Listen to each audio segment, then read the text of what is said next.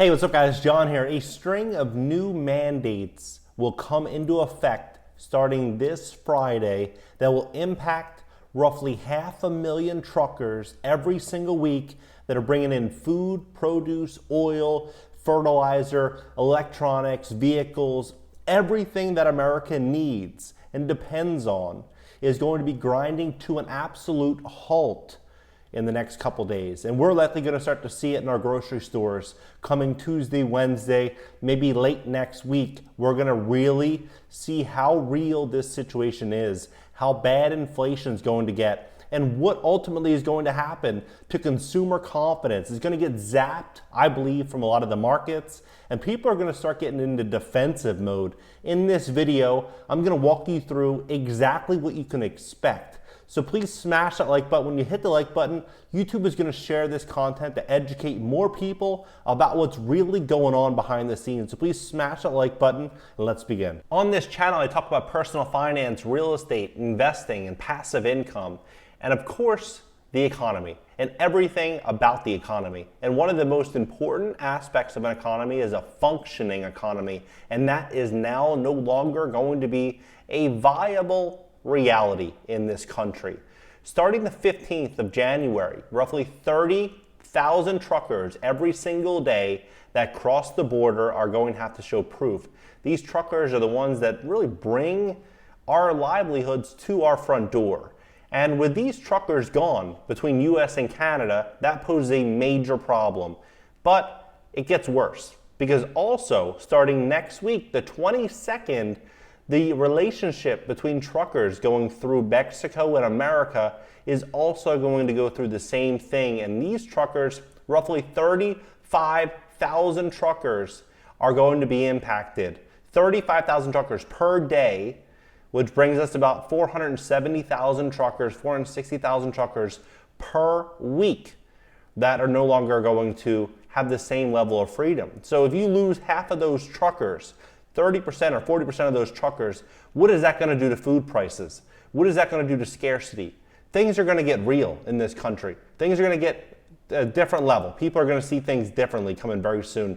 Mexican truckers who go back and forth across the border are considered essential workers, and they were never necessarily under the travel restrictions banned. President and CEO of the Border Industrial Association, now they have to show proof, and I think that's all right. There's ample time for people to get prepared for that, especially the essential workers. Manufacturers and other US-based companies that do business in Mexico are typically compliant with regulations and likely have already informed their employees about the change coming January 22nd. Those workers, either through the company programs, their insurance, or just off-site clinics, should have been able to get it by now. So that is where we're coming. We're here. This is what we're going to start to lose. And I'm going to kind of walk you guys through this step by step as to how this is going to look for us. Understanding the exports and imports of this country are crucial. What we are selling other countries and what we're actually bringing in.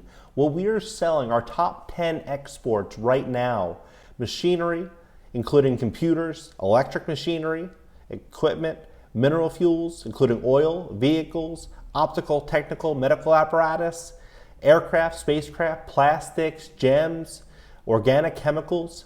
When we get down to the list, what we're seeing at number 10 is soybeans. But other than that, you can see that our main focus is not food. In fact, we get to number 22 is corn, and then number 40 is swine meat, number 34 is wheat. So it's not a priority in America. But in fact, looking at Mexico, that is Mexico's really their number one priority, very close to number one. Worldbank.org, they say our biggest partners for America for food is Canada and Mexico. Right now, agricultural products from Mexico to America. Mexico is the biggest source of all agricultural imports for the U.S.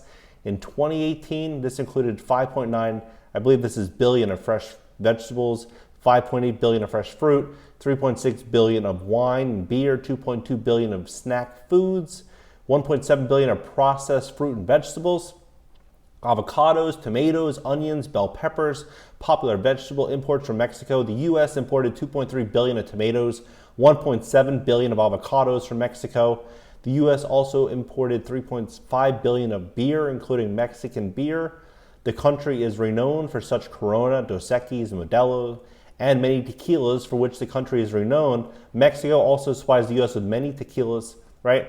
And then we look at what Canada is bringing in. Canada right now they're bringing in U.S. imports from Canada, total 319 billion in 2019. And the top categories, agricultural products from Canada, 24 billion in 2019.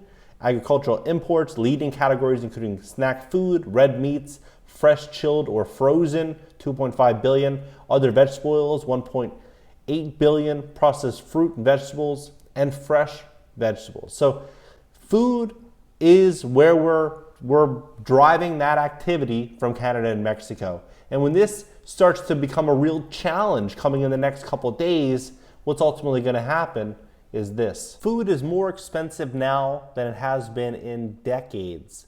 And that's only likely going to continue to increase. There's a billionaire supermarket founder that's been talking a lot about supply chains, the price of food, and he's made some very bold yet accurate predictions. And this is his next prediction. He believes that this is going to take a toll on different levels of the supply chain, whether it's warehouses, whether it's selectors, the drivers, the loaders. As they call in sick, there's going to be interruptions in the system. Katsimaitis went on to say that there's many interruptions that will continue over the next 6 weeks as this impacts the labor market. This is not anything to do with the mandate in the 15th and the 22nd. This is specific to labor. So when you couple the two, you can only imagine. United Refining Company owner added that the Northeast is particularly seeing the price of various products, including eggs, poultry, and beef, go up because of low supply, high demand. Let's say you normally sell 10 million pounds of chicken. They figured that if they raised it 10 or 20 cents, some will buy less chicken and other people that really want the chicken, it'll be there for them to buy. He said the price hikes and the supply chain shortages that have exasperated by the rising cost of oil, which is necessary for transportation. Everything is hitting like a head-on collision with oil, with labor, with all of these new changes coming in the next 7 days. This is going to amount to what I believe is going to be something that we've never seen. We've never seen before, and we likely will never see again. I believe that food prices are going to continue climbing, except this is going to be much more aggressive. We're going to start to see situations where you go to the food store and spend $150 or $200 and you leave with one bag. That's how bad things are getting. But what I believe is going to happen is that people are just going to say, I value food more than I do the price that I'll pay later. And they're going to continue charging and charging and charging to their credit card. And so people that are willing to make that charge onto their card at 27% interest are no longer just going to pay $7 or $6 for a gallon of milk. They're going to pay $12 or $13. So long term, we're going to be stepping into an absolute affordability crisis in this country. We're already here, but I don't think it's yet realized with unemployment, with stimulus, and all of the government protections that are in place right now. We're looking at this data here. They said this statistic to show how unequal things have become in the U.S. Some 40% of Americans would struggle to come up with even $400 to pay for an unexpected bill.